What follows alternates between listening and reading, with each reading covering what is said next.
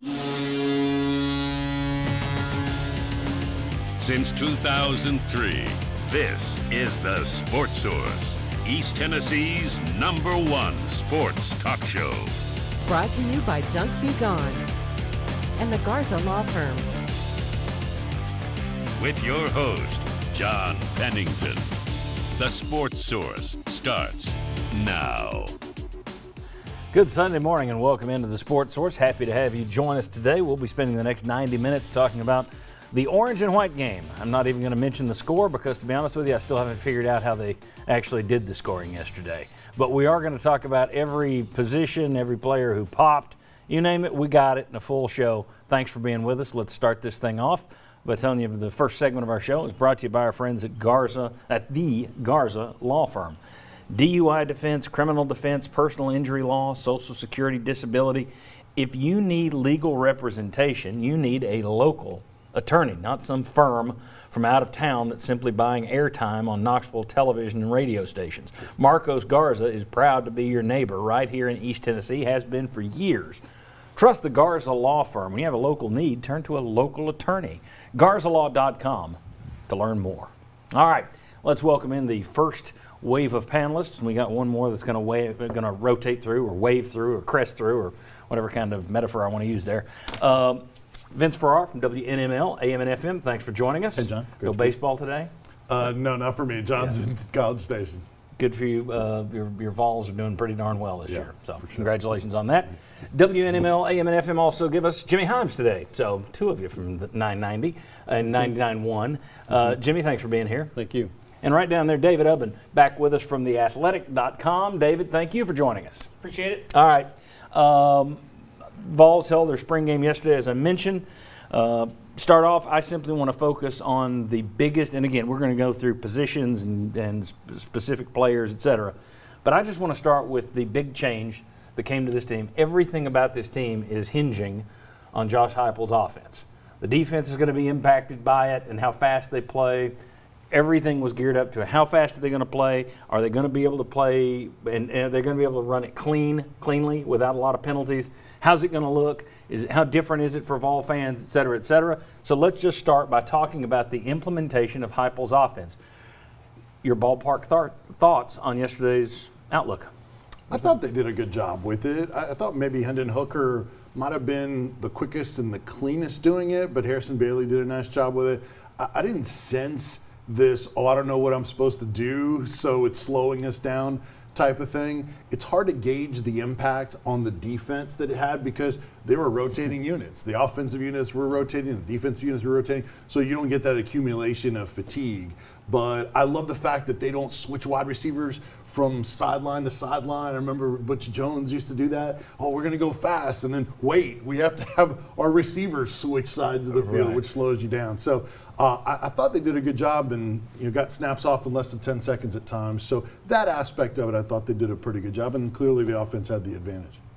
Yeah, I thought considering that they're going to a completely different offense from what they had run, and these guys aren't used to this, and the fact you had such a limited amount of time during spring, that was their 15th, quote, practice, I thought they did a nice job with the execution. I didn't see a whole lot of passes thrown where a receiver was running a go route and a quarterback was throwing an out route.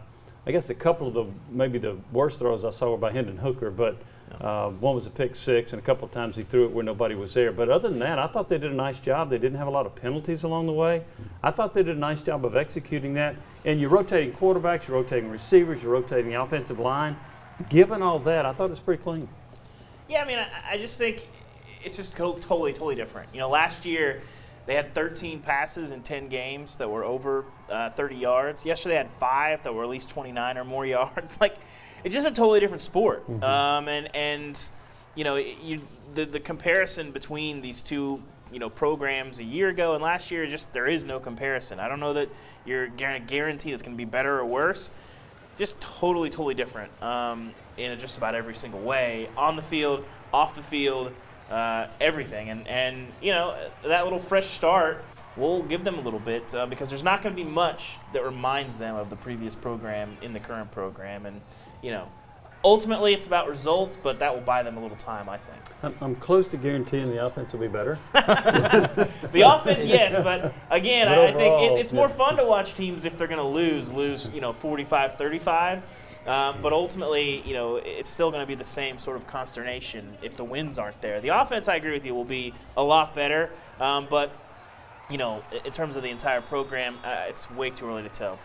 Yeah, I think for me, I was impressed that they ran it as cleanly as they did. Still some talk after the game that they want to run it even faster. Okay. It was pretty speedy at times. I did think that it's hard to gauge because the defense was undermanned yesterday. But I thought the defense, there were times where they looked confused. There were a couple of busts out there that I don't know. You can't put it completely on the hurry up, but I would guess that probably had a role in it. I thought, though, overall, if you're looking for something to excite fans, seeing some deep balls, as you say, seeing a little bit more offense is at least a step in the right direction. I agree with you. I don't know how long that's going to buy satisfaction from a fan base. You lose the first 3 games and you're scoring 35 points, but you lose them, they're still going to be mad. But I think it's a step in the right direction at least.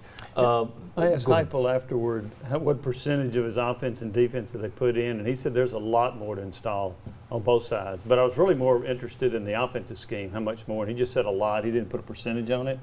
I do wonder how much they've held back in regard to this. I think what they've done is they've kind of spoon-fed them early to make sure you figure this out, and then as you grasp this, we'll add to it. And from what Heupel said and some of the other coaches, it sounds, and over the last month, it sounds like kind of a light went on about 2 weeks into this thing, that they started getting a little bit more positive about the way the players are responding, especially on defense, where they seem to, okay, now we're starting to grasp what you want us to do. But the coaches seem to be positive coming out of this thing. How much do you buy into that? I remember a Tennessee team that was ranked number 3 in the country preseason, and the coaches were saying, yeah, we're going to compete for championships, and they go 5-6. So how much do you buy into that? How much is that Heupel just trying to make his guys feel good? Let's have puppy dogs for you to pet, and here's some ice cream for you to eat, which I don't think is a bad thing with this team at this point. But the coaches seem positive. That beats them coming out and saying, well, we didn't do what we wanted to do. I think the positivity is largely because they're getting the players to buy into what they're trying to teach them. And that's step one. If you don't have that, then it doesn't matter what kind of scheme you have or tempo or whatever. So I think they're excited about that. And also the relationships that they're building as well, because that will buy them some time until maybe they can get those results in. So I think that's where it is, and I'm fine with them being positive for the sake of being positive. David Velus-Jones, after yesterday's game, came out and was very he had a lot of praise for the coaching staff, and it's easy to play for guys who pick you up and guys who are always up, and the energy level's amazing, et cetera, et cetera. That's great to hear. But I remember after Pruitt's first spring, people were fired. Oh, it's serious football. This is great to be. And when Butch was first here, it's like, oh, this is so much better than Dooley. Until they really start playing games, winning and losing, don't most players feel pretty good about their coaching staff this early at this stage, 3 months in? Generally, I think you're right. But I also think from his perspective, Tennessee the last couple years, they had Josh Palmer, who's a day 2 probably receiver pick on their team.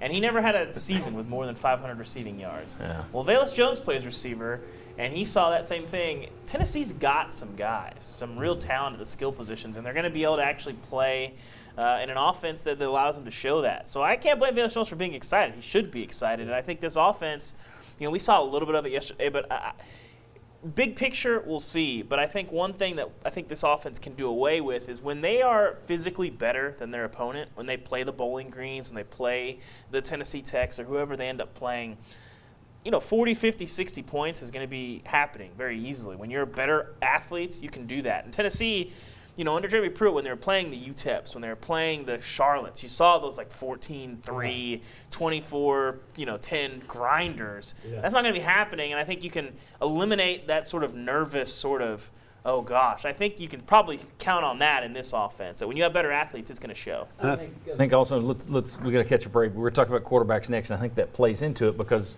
for example, Harrison Bailey, that's a guy who, under Jim Chaney and Jeremy Pruitt, it looked like he was just the take what they give you, don't do anything too much. Yesterday, it's like we've taken the governor off. Go have fun.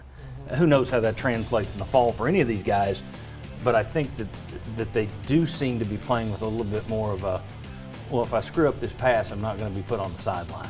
And Velus Jones specifically referred to that. All right, first of all, I want to thank Jordan Kramer and WATE6 Sports for giving us some video that you can see throughout today. But next, let's talk about the quarterbacks. Come on back on the Sports Source.